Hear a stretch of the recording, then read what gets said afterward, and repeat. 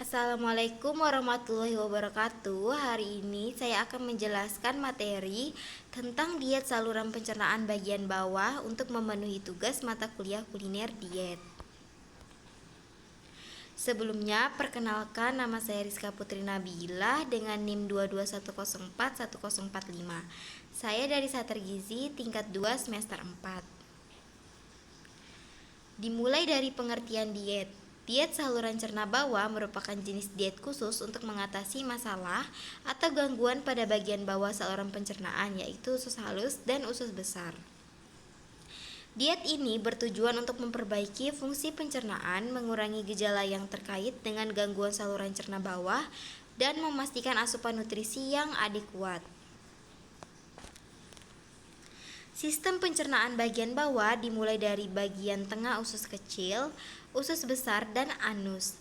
Di usus kecil, makanan yang telah dicerna di lambung akan terus diurai hingga nutrisinya dapat diserap tubuh dengan mudah. Kemudian, sisa hasil pencernaan itu akan diubah menjadi feses di usus besar. Rektum kemudian akan menyimpan feses sampai feses siap dikeluarkan tubuh lewat anus. Sistem pencernaan bagian bawah memiliki peran penting, yaitu yang pertama menyerap nutrisi makanan dan minuman yang dikonsumsi. Yang kedua, membuang sisa-sisa hasil pencernaan tubuh. Diet saluran cerna bawah juga memiliki tujuan. Yang pertama, memperbaiki keseimbangan cairan dan elektrolit. Yang kedua, mengganti kehilangan zat gizi dan memperbaiki status gizi kurang. Yang ketiga, mencegah inflamasi dan iritasi lebih lanjut. Yang keempat, mengistirahatkan usus pada masa akut. Yang kelima, mengistirahatkan usus untuk mencegah perforasi. Dan yang keenam, mencegah akibat laksatif dari makanan berserat tinggi. Prinsip dan syarat diet. Yang pertama, energi sesuai dengan kebutuhan. Yang kedua, protein diberikan sesuai kebutuhan, yaitu 10-15% dari total energi, atau diberikan 1,2-1,5 gram per kilogram BB per hari. Lemak cukup 20-25% dari kebutuhan, diutamakan sumber MCT. Kemudian karbohidrat cukup, sisa dari kebutuhan energi. Konsumsi makanan dalam porsi kecil dengan frekuensi sering. Kemudian menghindari makanan dengan serat tinggi. Asupan serat maksimal 8 gram per hari atau 50-15 gram per hari untuk menjaga kestabilan mukosa usus dan dengan rendah laktosa pada kondisi intoleransi laktosa.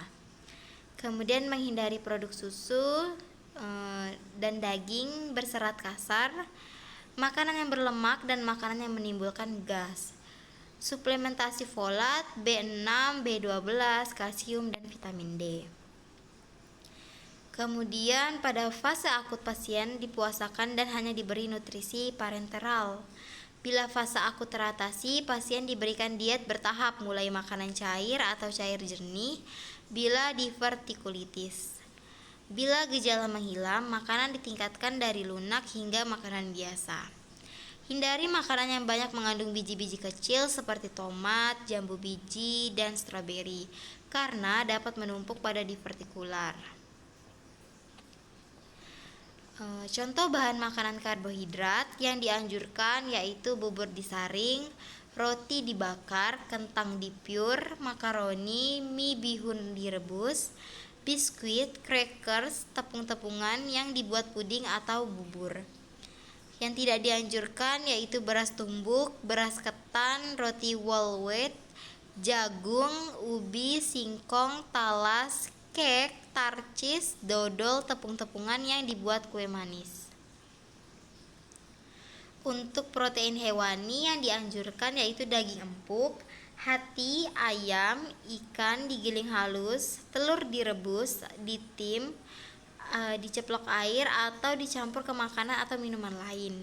Yang tidak dianjurkan yaitu daging berserat kasar, ayam dan ikan yang diawetkan, digoreng, telur diceplok, udang, kerang, susu, dan produk susu. Bahan makanan protein nabati yang dianjurkan itu tahu ditim dan direbus, susu kedelai. Yang tidak dianjurkan kacang-kacangan seperti kacang tanah, kacang merah, kacang tolo, kacang hijau, kacang kedelai, tempe, dan oncom. Untuk sayurannya yang dianjurkan itu sari sayuran, yang tidak dianjurkan itu sayuran dalam keadaan utuh. Buah-buahan juga sama, yang dianjurkan itu sari buah, yang tidak dianjurkan itu buah dalam keadaan utuh. Minuman yang dianjurkan itu dalam bentuk teh, sirup, atau kopi encer. Yang tidak dianjurkan teh dan kopi kental, minuman beralkohol, dan mengandung soda. Bumbu yang dianjurkan itu garam, vetsin, gula. Yang tidak dianjurkan adalah bawang, cabai, jahe, merica, ketumbar, cuka, dan bumbu lain yang tajam. Untuk contoh kasusnya, di sini saya mengambil kasus diare. Sebenarnya untuk saluran cerna bawah itu banyak sekali penyakitnya, tapi saya mengambil kasus dengan penyakit diare. Di sini Tuan X usia 55 tahun dirawat di rumah sakit dengan diagnosis medis diare. Pasien bekerja sebagai pedagang di pasar dengan penghasilan tidak tetap. Karena kesibukannya, pasien sering terlambat makan sehingga tekanan darahnya selalu di bawah normal, berkisar 100 per 60 mmHg. Sebelum masuk rumah sakit, pasien mengeluh buang air besar 7 kali per hari dengan konsentrasi cair, kadang berbuih, perut sakit sekali, melilit, dan tidak ada selera makan. Pasien tampak lemah, pucat, kulit kering, dan hanya berbaring di tempat tidur. BB pasien saat ini 48 kg dan tinggi badan 165 cm. Hasil pemeriksaan tekanan darah 100 per 60 mmHg dan hemoglobin 10,3 gram per dl. Sebelum sakit, pasien biasa makan 2-3 kali sehari dengan jadwal yang tidak teratur. Lauk yang sering dikonsumsi telur, tempe, tahu, dan ikan asin. Minum air putih sekitar 3-5 gelas per hari. Jarang mengonsumsi buah, tetapi suka makan sayur, terutama sayur yang dibuat sebagai lalapan. Pada saat dilakukan recall 24 jam terhadap asupan makanan sebelum masuk rumah sakit sebagai berikut: energi 1260 kilokalori, lemak 30 gram, protein 40 gram, dan karbohidrat 225 gram.